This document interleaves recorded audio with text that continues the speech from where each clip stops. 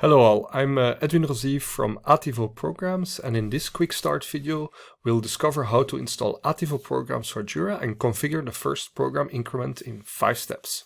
Let's get started. Step 1. Ativo Programs installation. As a Jira admin, you can install the Ativo Programs app. Click on Setting, Apps, find New Apps, and then search for the Ativo Programs app. You can click on it. And then click on Try it free. Start the free trial. So, success! We've installed Ativo Programs and started a free trial version. Step 2. Permissions.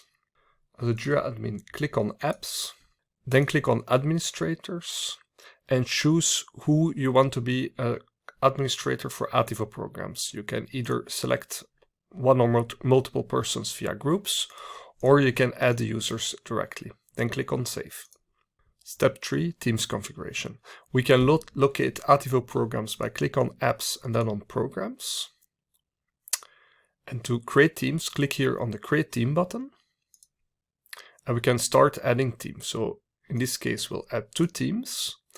We can choose a team name, a key, define the mode they're working, Scrum or Kanban, and the estimation model if they're using story point, mandates, or no estimations. Now we'll set the filter, and the filter, it defines the scope of a team. So we click on it and we can select one or more projects, Jira projects, and if needed we can add filters to narrow down the scope of the issues of the team. So in this case we'll just select one project, and we'll do the same for the other team.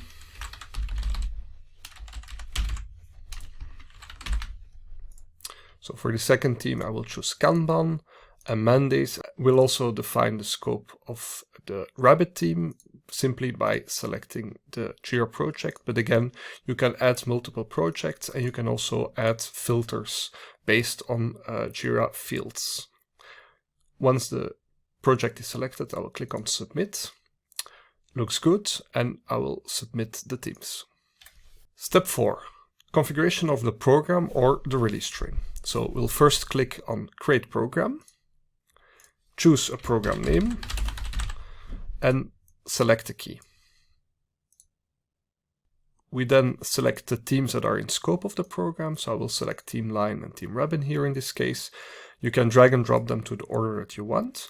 We'll then select the filter that we want to use for the epic, so that defines the scope of the program or of the release train. So click here.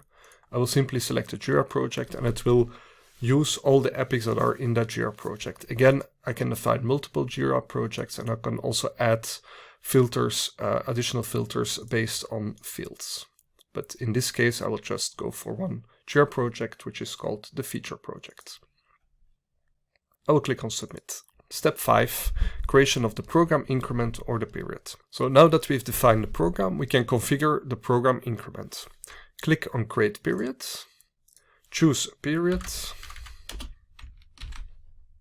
a name for the period or the program increment, a key, and also the number of sprints. So we'll go with 5, for example. We'll now choose the start dates and end dates of the sprints.